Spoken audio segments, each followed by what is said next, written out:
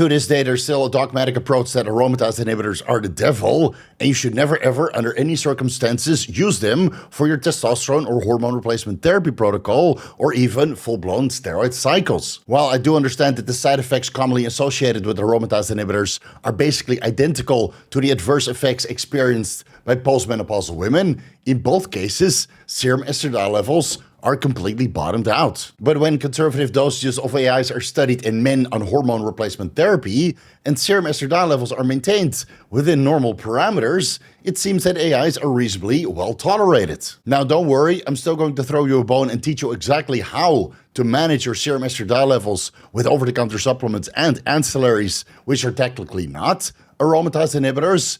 Keep watching to learn more.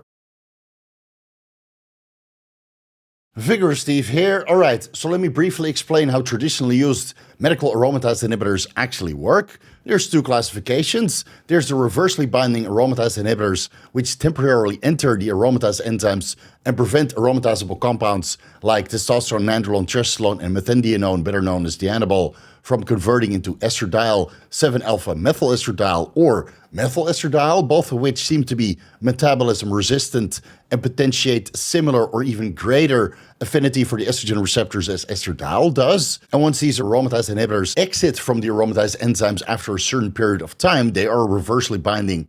After all, these aromatase enzymes simply continue to metabolize anabolic androgenic steroids into estrogens if that's chemically possible. And there are the suicide inhibitors, which enter the aromatase enzymes, but due to their chemical structure, they get stuck and they're unable to diffuse from the aromatase enzymes, rendering them inactive, all the way until these non-functional aromatase enzymes break down and are metabolized from the body. So basically, long story short, these kinds of AIs, they enter but can't exit, blocking any further aromatase activity, hence the naming suicide inhibitor. Let's go over a couple examples of reversely binding aromatase inhibitors. We have aminoglutamide, better known as cytidrin, ever so popular back in the day in the bodybuilding community, but I don't think it's available nowadays.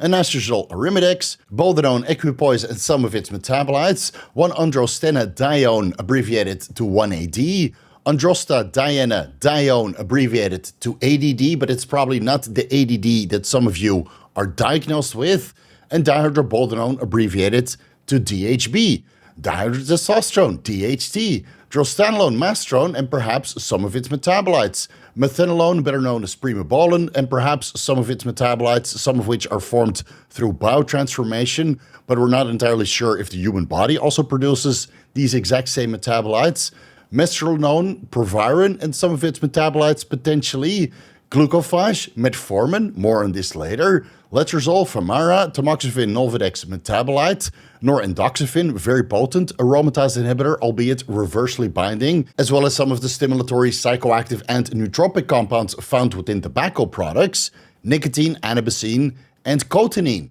All of these are reversely binding aromatase inhibitors, but when it comes to the suicide inhibitors, there's not so many that are available. There's arimistane, abbreviated to ATD, also a boldenone metabolite, exemestane, aromacin, used in various clinical settings, and testolactone, better known as Teslac, which is no longer available. Out of all of these options, aromacin, arimidex, arimistane, letrozole, and Nolvadex are considered medical aromatase inhibitors, but if you don't want to use these, a simple way to bring the potential of aromatization of testosterone into estradiol down is reducing your body fat levels. Yes, aromatase enzymes are highly expressed within adipose tissue. So to put it simple, if you want less aromatization, get your body fat levels down, because this is predominantly where the conversion occurs. And in many instances, if you bring your body fat levels down to, let's say, 8% body fat or lower, if you can stomach it, it's not easy, it's not for everybody, you probably don't need an aromatase inhibitor on testosterone replacement therapy, hormone replacement therapy, or even full-blown steroid cycles, which consist of a testosterone base and perhaps a progestogenic 19-testosterone derivative on top, like nandrolone, trenbolone, or trestrolone, but doesn't include mastrone, primobolan, equipoise, or proviron, which are all known to act as reversely binding aromatase inhibitors and would keep serum estradiol levels under control.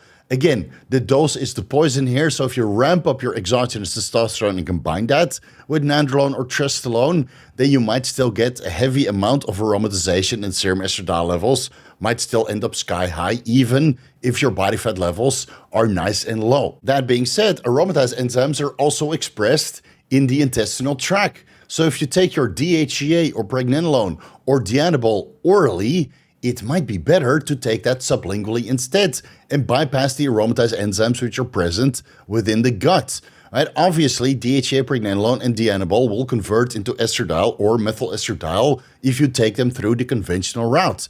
And otherwise, more food for thought here, if you take these orally, not only does the intestinal tract have 3-alpha-hydroxysteroid dehydrogenase enzymes, which already start to break down the DHEA, pregnenolone, and Dianabol, the liver also contains cytochrome P450 enzymes, 3A4 specifically, which will further break down these hormones when taken orally, albeit that the methylation of Dianabol seems to prevent this breakdown through these cytochrome P450 enzymes to a great extent.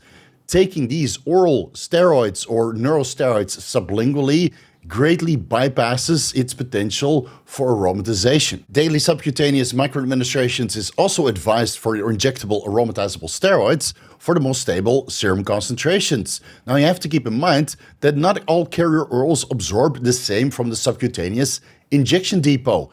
MCT oil absorbs very rapidly, and castor oil, grapeseed oil, or cottonseed oil takes a couple days to absorb and release the testosterone, nandrolone, or trastolone and the esters attached into systemic circulation. So you might want to go with a little bit thicker, more lengthy carrier oil that lengthens the absorption, even if you do daily subcutaneous microadministrations, because this will give the most stable serum concentrations. And if you go with MCT oil or another synthetic solvent that is really easy to allow these aromatizable compounds to enter systemic circulation, you still get quite significant hormonal fluctuations within the bloodstream. During these peaks, there's a temporary excess of these aromatizable steroids floating around in the bloodstream, and if they don't end up in skeletal muscle, the excess will end up in adipose tissue, where again the aromatization will occur. Daily subcutaneous microadministrations with carrier oils which are reasonably viscous will prevent this to a great extent,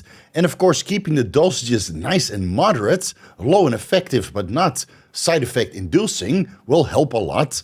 Also, there are several hormonal and lifestyle factors which contribute to aromatase enzyme overexpression, even when your body fat levels are reasonably low and you do daily microadministrations, aging being one of such factors. The increase of aromatase activity during aging is mostly related to an increase in body fat levels, as overall metabolic rate and activity levels come down with age, not necessarily an overexpression of aromatase enzymes within the fat cells themselves. Higher body fat levels simply means more aromatase enzyme expression within adipose tissue, but men who generally keep their body fat levels under control will actually observe less aromatase enzyme expression within the fat cells, resulting in a skin thinning effect over time, as I explain in How to Thin the Skin video, which I'll link at the end of this one. Chronic hypoxia can also lead to aromatase enzyme overexpression within adipose tissue. This is not something you have to worry about if you do weekly Widowmaker sets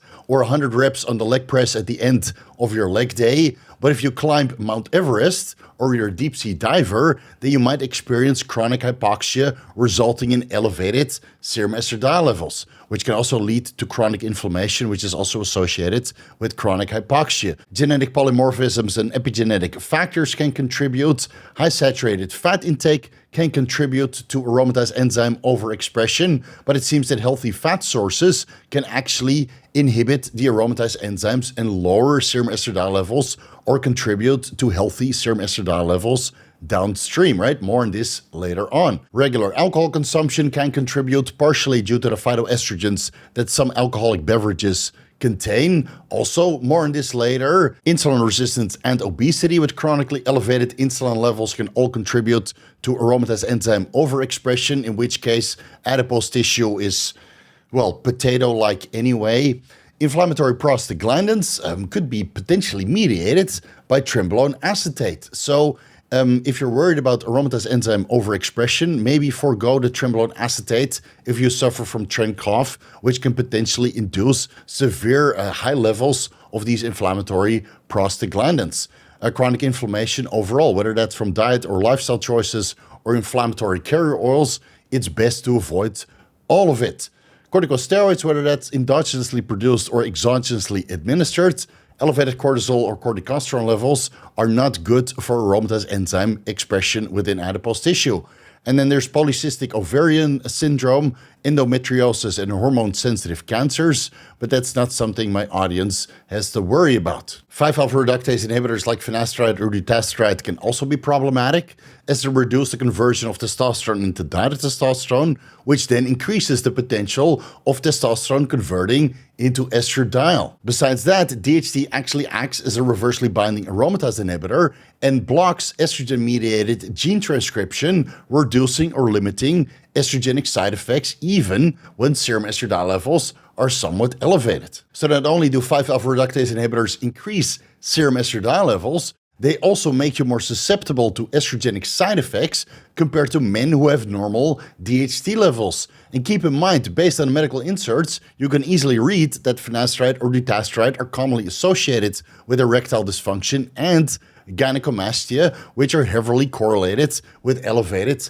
estradiol levels. So my recommendation would be, if you want to control your serum estradiol levels and not take an aromatase inhibitor of any kind of the sort, then I would also avoid 5-alpha reductase inhibitors, because otherwise you might still get terrible side effects. So I would look into controlling and managing your hair loss with topical solutions instead. Avoiding dietary phytoestrogens is also a good idea. Even if your serum estradiol levels are always in range on your blood work results, you might still get additional estrogenic side effects if you consume a lot of these foods. And again, these kinds of phytoestrogens will not detect on your blood work results, leaving you puzzled. Serum estradiol is beautifully in the middle of the reference range, and I still get all kinds of negative side effects commonly associated with estradiol. What the hell is going on? Keep in mind that some of these phytoestrogens have been shown to have potential aromatase enzyme inhibiting effects, mostly stemming from in vitro studies. I've highlighted that in all of the text which is on the screen. So that's cumestrol, resveratrol, diazine, genistein, apigenin, and epigallocatechin gallate, which all have mild to moderate aromatase inhibiting effects within in vitro studies. So take it all with a grain of salt. So now that you know what to avoid, let's have a look into the compounds which are known to have a favorable effect on your testosterone to estradiol ratio, preventing you from using a medical and traditionally used aromatase inhibitor. Starting with ascorbic acid, vitamin C over 90 milligrams daily, simply because this is the daily recommended intake. I would still go much higher, maybe 2,000 milligrams or 5,000 milligrams vitamin C over the day. 1,000 milligrams with 5 meals is what I do personally.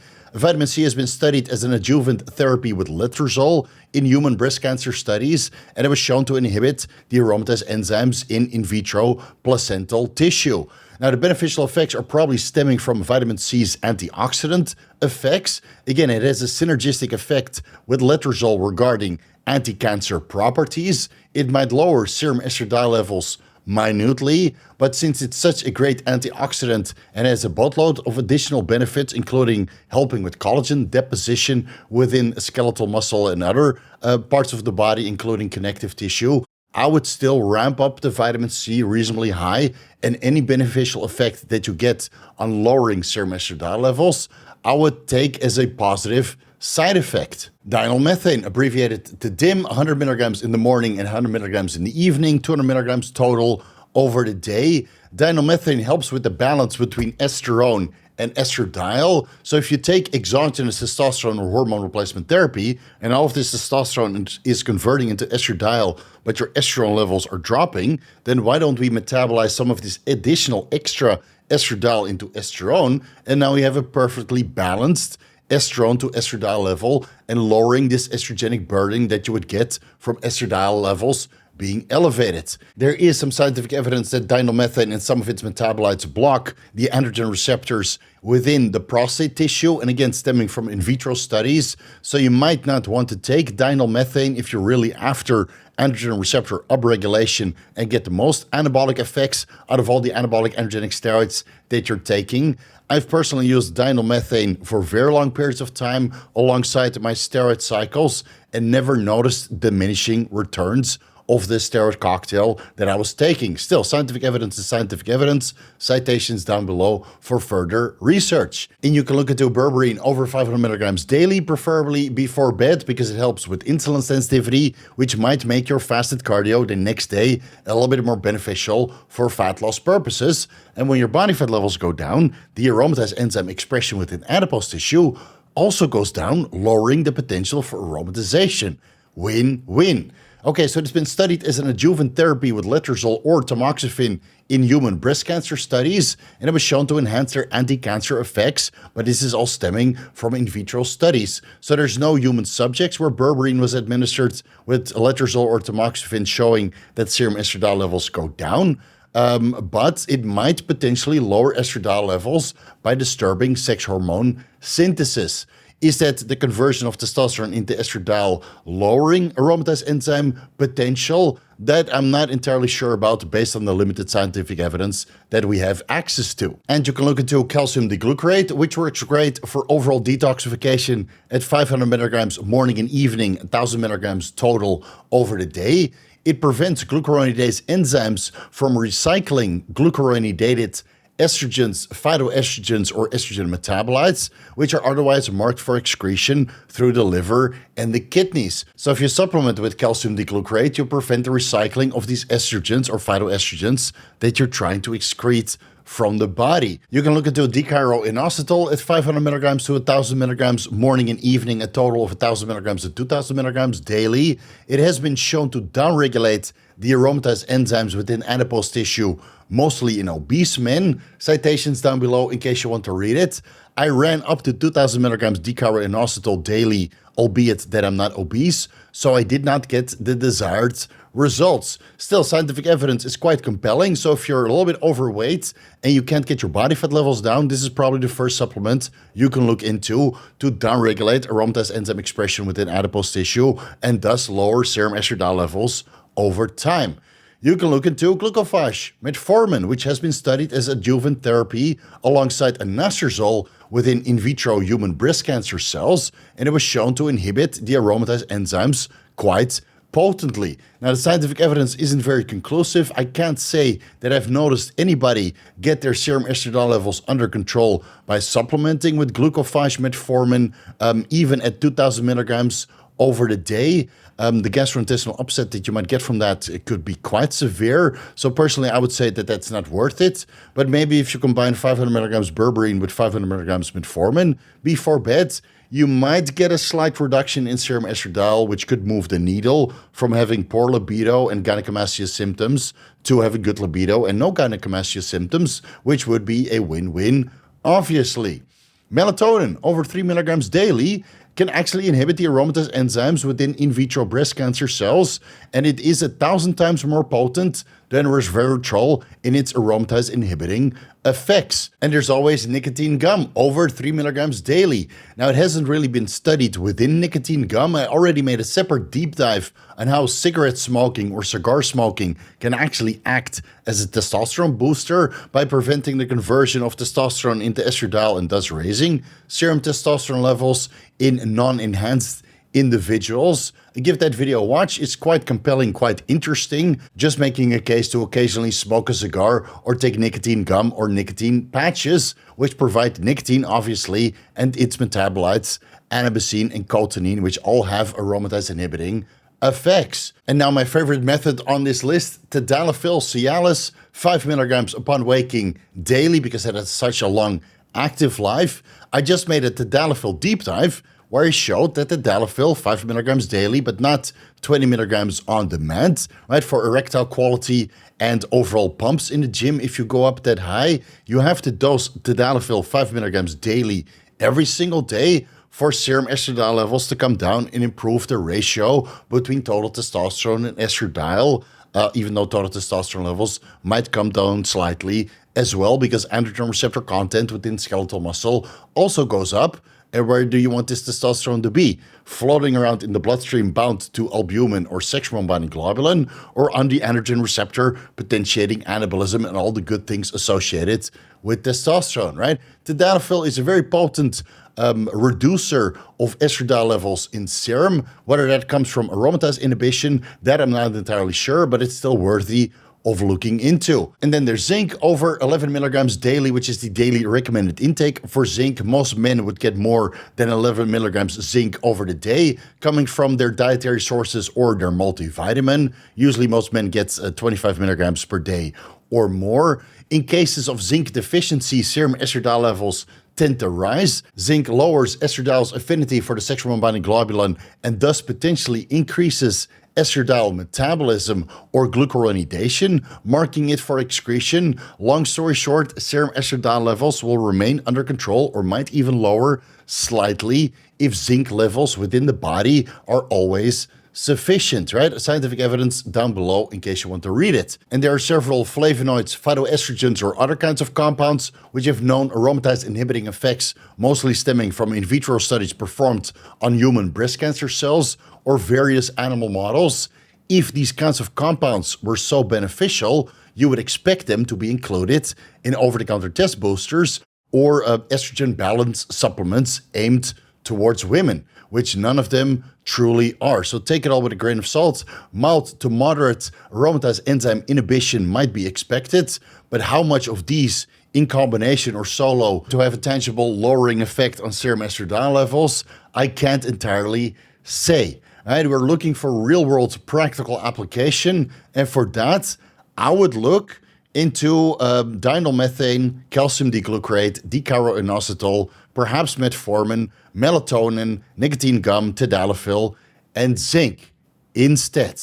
All right. I still don't think that aromatase inhibitors are the devil, but hopefully this video gives you some food for thought on how to control your serum estradiol levels through alternative methods. But if you want me to make an updated video on aromatase inhibitors and review all of the scientific literature performed on men who use them responsibly and conservatively, just let me know down below and I'll gladly make it for you guys.